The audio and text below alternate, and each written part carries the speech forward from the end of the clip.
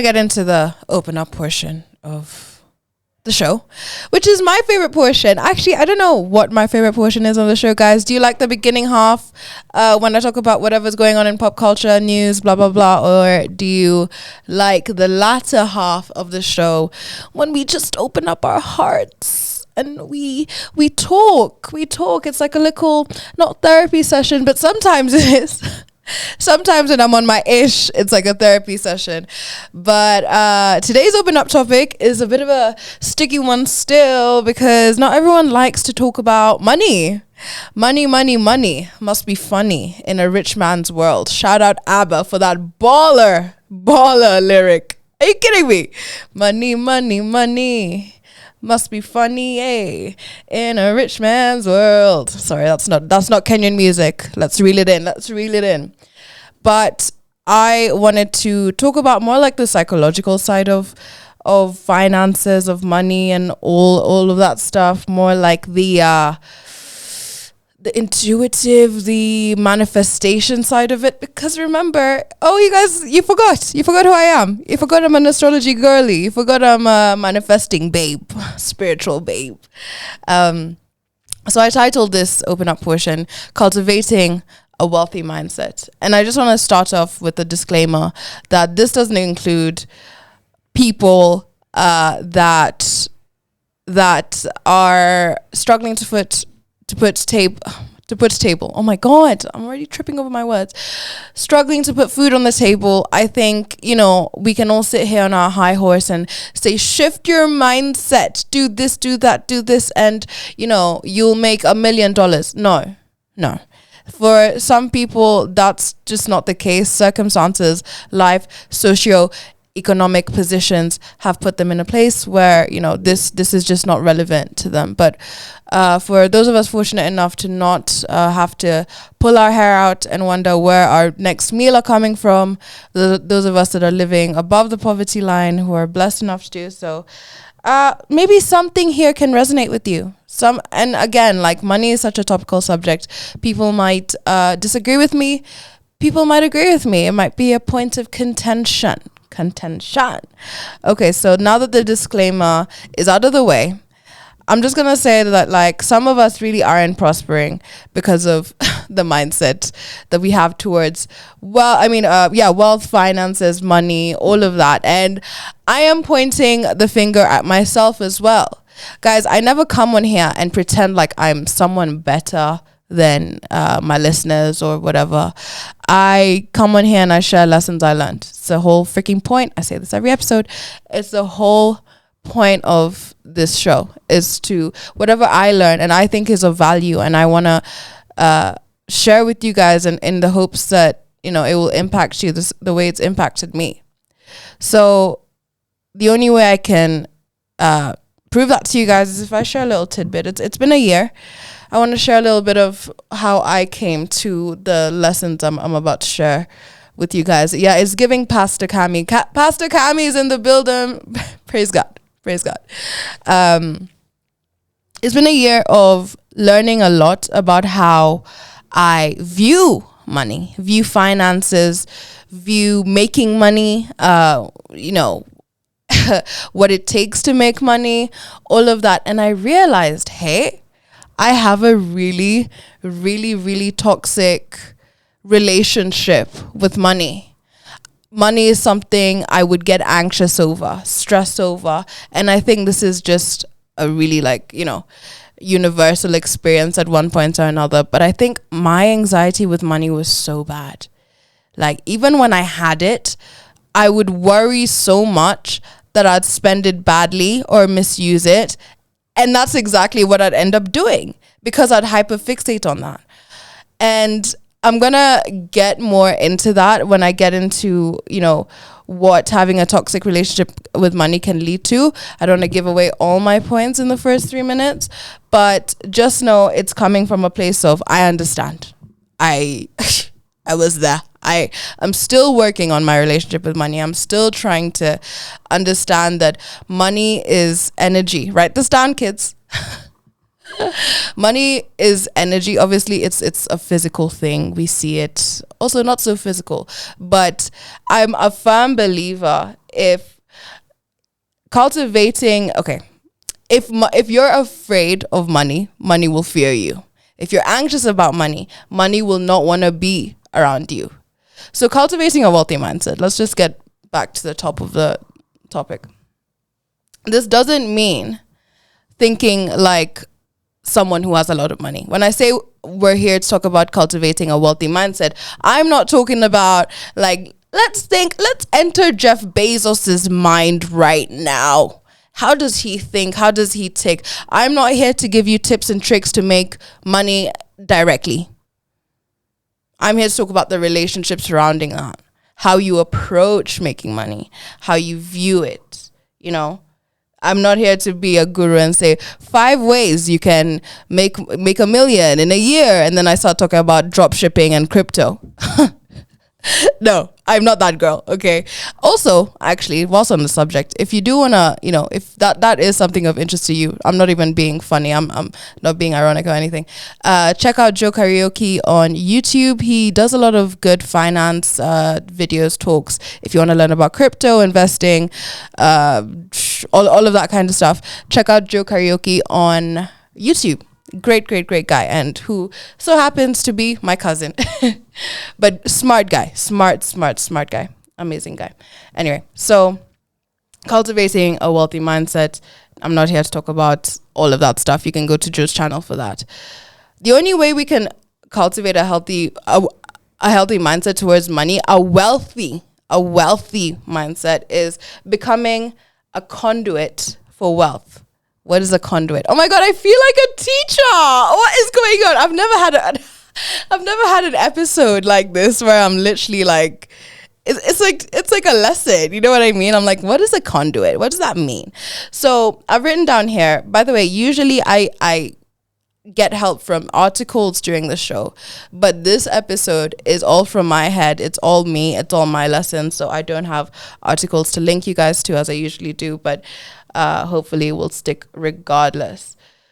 So this means, right, cultivating a wealthy mindset means becoming a healthy conduit for wealth. A conduit is basically a vessel. So a vessel is something that, you know, that transports things through. It goes through you. If you're a vessel of something, it goes through you. And if you're a healthy vessel, it means it continues to flow. And I think the key word here is flow. We all want money to flow. We all want money flowing into us. But to also be a healthy vessel for money, we also have to give it out. Some of us hoard money. Some of us are not giving with money. You know what I mean? That means there's a blockage of flow. Money's coming in, but is it going out? And when it goes out, is it going out in a healthy way? Okay? And when you think about money coming in, are you like, oh my God, I don't have any money. I'm so down in the dumps. I'm worried, when is my next paycheck coming in? And that anxiety surrounding that can be damaging. When that money comes, you're not a healthy vessel for it to flow to you and through you and out of you. Oh, that sounds weird. But do you know what I mean? And it goes back to the whole point of if you're anxious about something, it will fear you as well. If you're fearful about something, fear is literally one of the most powerful emotions ever, right? Fear is what makes or breaks us, I think. And overcoming fear is, I think, one of the secrets to life. Everything, that quote that I say is from Will Smith, but he probably got it from someone else. But he said it back in like 2015 and it stuck with me. Said everything you want is on the other side of fear. Anyway, that has nothing to do with this sermon I'm giving Pastor Cami, for real. But it just becomes, becoming... Curating a wealthy mindset means becoming a healthy conduit vessel for wealth, which means releasing attachment to money. Like I said, a lot of us are really attached to the idea of which is fine, making money, but also money itself, hoarding. keeping it to yourself, or placing so much value on money that it's the only thing that makes you happy. You depend on it for your happiness. You depend on it for your joy. Without it, you feel disgusting, low. You feel worthless. You feel less than. And again, guys, I am speaking from experience. When I was broke, and I'm still in my broke bitch era. Oh, swear jar. So sorry. Swear jar. I will put 10 bob into a swear jar right now. But I'm still kind of I'm in my 20s. I'm not afraid to admit it. In my broke era. But I know that won't be forever. But before, so like a week ago, when I didn't have money, if I didn't have money, rather, not when, if I didn't have money, I would feel like I was not a worthy human being. And I know to some of you that might sound insane. Congratulations to you that find that sounds insane to you, because that means you have a healthy relationship with money.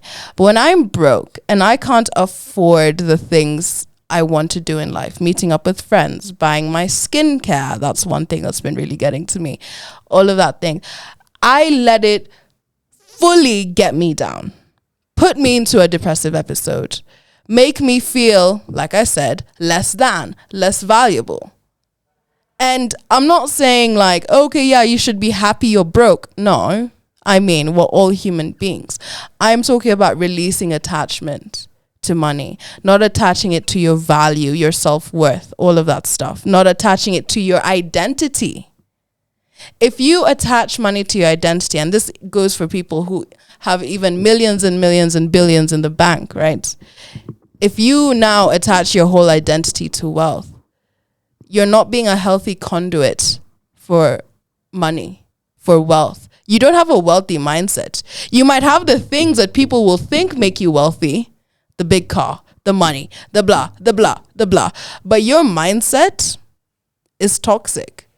Some people call it a poverty mindset, and I actually see this a lot in African parents who, let's even bring it home, Kenyan parents who have worked their butts off to give us, their kids, a great life, right? Grandparents, parents, whatever, who work their butts off to make sure that their kids have a good life. But then what happens is when they acquire this wealth, they still have the unresolved trauma from when they were on that grind. So what happens? They might be a bit stingy with their money. They might instill those same anxieties they used to have about, oh, how am I going to put food on the table? And remember at the top of the show, I said, see, that's valid, because that's not who we're talking about today. But those anxieties that they had, they now transfer it onto their kids. Right? And I'm one of those kids. That's why I'm so anxious about money. No longer. But that's why, I had to heal my relationship, cultivate a wealthy mindset. And again, it doesn't mean having a wealthy mindset doesn't mean you automatically have riches. Wealth is different from riches, okay? And I'm not gonna get into that today because God, we're gonna be here. We're gonna be here forever. So, becoming a healthy conduit for wealth, a vessel for wealth, includes releasing attachment to money, releasing the anxieties. If you're anxious about money, like I said, money won't be around you. So, what happens when you're an unhealthy vessel for money? There's a blockage. There's no flowing. Either you're blocking it with your anxiety, so it doesn't want to come to you, or you're welcoming it, but when you have it, you don't want to be generous with it. You don't want to spend on things that, you should probably spend on, or even treating yourself, because you're stuck in that anxious poverty mindset of, okay, no, but I can't spend all this because what if one day I wake up and there's nothing? Then one day you'll wake up and there's nothing and we go again. I'm sorry, that's life. You have to be comfortable with money moving in and out. You won't always have $1 million. You won't always have 10 shillings either. It's up and down and fluid and back and forth the same way most things in life are. Money is no different. No different. Anyway, so if you're an unhealthy vessel for money, this leads to misuse of funds.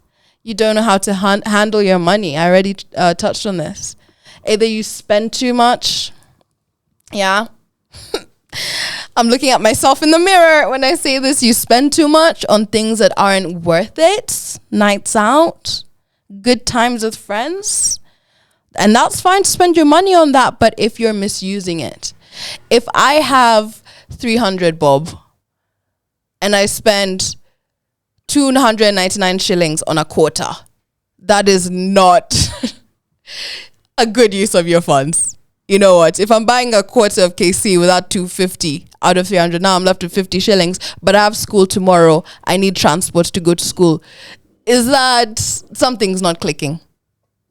Something is not clicking. That is a misuse of funds because you're an unhealthy vessel for money to flow through. It also leads to greed. If you don't have a wealthy mindset, and that also includes having gratitude for where you're at. During Going Up on a Tuesday this week, I hope some of you tuned into that, the 254 Express show we have every day. But Going Up on a Tuesday is the one I co-hosted Njokia with. And Njokia said something that I think will stick with me for life.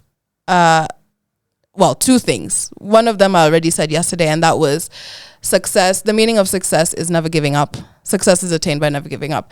But he also helps me deep that in life, we're not given what we want. We're given what we need. Woo, he was spitting. He was spitting when he said this. Wow, shout out. He said, in life, you're not given what you want. You're given the universe, God, whoever you believe in, whatever you believe in, gives you what you need. That means where you're at now, you have what you need. Me as Mukami, I said my government on air. Me as Mukami, I have a roof over my head. I have water to drink. In fact, I've been chugging water all morning because, as I said, I'm ill. I'm ill, so I can go buy medicine. I have everything I need. I have a support system. And what I'm lacking right now is what I want. I'm lacking however many dollars. I'm lacking whatever job, whatever, you know. But you have what you need. And when you actually deep what I'm just telling you and what Njokia told me, it will bring a feeling of gratitude within you. And when you put out that energy, because remember, we're all energy, when you put out that energy of gratitude, the universe kind of rewards you in a sense. When you're grateful for where you're at and not constantly saying, no, I want more, greed. That's why God will punish these politicians. Anyway, no, I'm not going to be holier than thou. I'm not better than anyone. But it comes from a lack of gratitude. Are you not grateful for having 2 Mercedeses? No, you want 3 Mercedes. Oh, you want 4? No. Now I want a Land Cruiser. No. Actually, now I want to buy 3 Porsches and sell my old Mercedeses and then get 10 more cars. And again, there's nothing wrong with having vast amounts of wealth. But when it's coming from a place of greed, you're never going to satiate that hunger you have. And when you're greedy, you no longer become a healthy vessel for money to flow through. There's a blockage. You don't want to give. So maybe something will happen. The universe will say, okay, fine. We need to tip the balance. Maybe your wealth will go away. Your riches, I should say, because I don't think that person is wealthy because their mindset doesn't give. It's not giving wealthy mindset. Doesn't give wealth. You know what I mean? Being an unhealthy vessel, I should say rather, can also lead to a lack of confidence or confidence based in money. I've already briefly touched on this. If your identity and self-worth stems from how much money you have in a bank, sweetie, baby, you are going to be thrown every which way. You're never going to know who you are. And I think that's so sad. if your identity is rooted in something as fickle as money, just a big no. Anyway, it can also lead to overworking, becoming a workaholic, right? So I'm going to bring back the conversation about parents into this, because remember how I said parents, they maybe, possibly, and grandparents worked their butts off to get out of the situation they were in before and make a great life for themselves and for their kids and for their families. This, though, when instilled in the children, can lead to a sense of, overworking, working yourself to the bone, like just doing just a lack of balance, a lack of work-life balance, because obviously work equals money, and more work equals more money. So you're like, oh my God, I have to clock in. Maybe you're even dying. Maybe, God forbid, you have COVID or something, like a very severe strain. And then you still decide to go into work. Okay, first of all, irresponsible. You're going to give everyone COVID. Secondly, not the point, but secondly, which is the point, you're compromising your well-being because you're so worried about getting that bag, that you're not being a healthy vessel for money to flow through. You're just not, darling. You're not. No one to step away. No one to be like, okay, let me rest. Some people, I can be like this. I shake if I miss like a day of work. And I know if anyone at the station is listening, they're going to roll their eyes. They're like, come, you're only here half the time. Yeah. And the times I'm not here, I'm shaking. You know what I mean? Like, it's that unhealthy balance of you're so concerned with where the next paycheck is coming from, even though you're already set, you have like savings in the bank. It's that unhealthy relationship I'm talking about. You know what I mean? And all of this leads to a kind of lack mindset. Lack mentality. I think I've talked about it quite a bit on the show. Just lack mentality, where you're always thinking about what you don't have. Bring it back to what my good bro Njokia said. You have everything you need, darling. You have everything you need. And if there's something you want that you think you need, ask yourself why the universe isn't giving it to you then. You don't need it now. Even if it's the case of like, maybe you've fallen out with a family member and you need the support of your family, and you're like, no, I need that support. Maybe you want that support, and the universe is teaching you what you need to do is learn how to be on your own. So if you don't have as much money as you want, and again, I'm not talking about people who struggle to put food on the table every day. I'm just talking about, whatever. You get me. Oh, because of that disclaimer, I lost my train of thought, guys. Oh, that's so annoying. But, okay, I got it back. Lack mindset. So if you think you need a certain amount of money, but you only have X amount of money, think about what the universe is trying to teach you. Maybe it's trying to teach you to be grateful for what you have. Maybe it's trying to teach you to live within those means. So when you do come into vast amount of money, you know how to manage it. You won't get trigger happy and have poor spending habits and everything. Because, we'll just be repeating cycles. You'll be broke again, and then you'll be waiting for the next influx of cash. Then you'll be broke again because you're not a healthy vessel.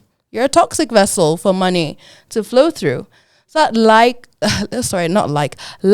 mindset is also a sign that you're just in a place where you're an unhealthy vessel for money. Take a shot every time I have said vessel, unhealthy, wealthy, and money today. God, I've said it too many times. But actually, guys, that's it for me. That's it for me on that topic.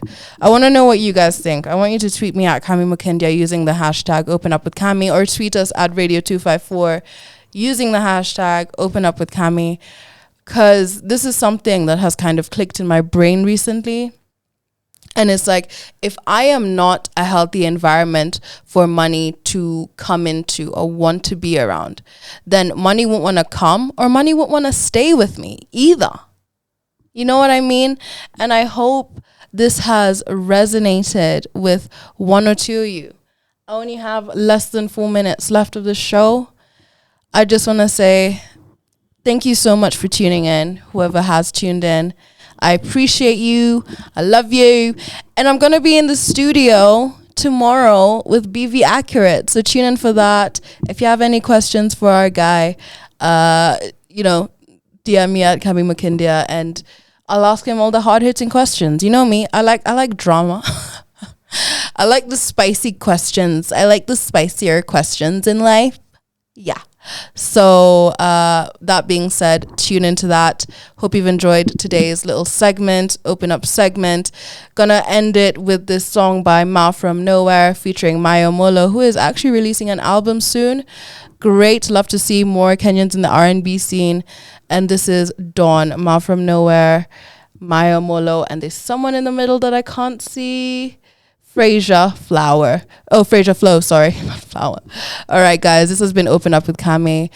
Follow all my socials at Kami Makindia, and I'll see you tomorrow, kids. Hope you've enjoyed. Bye. Oh, and stick around for the amateur show, okay? It's the best hour. Bye.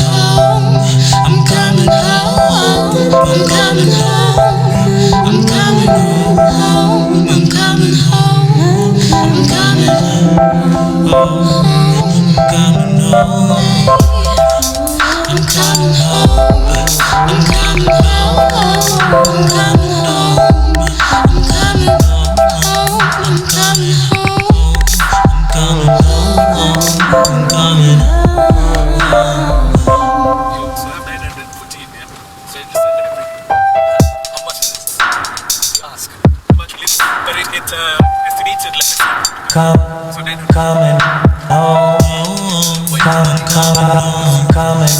home.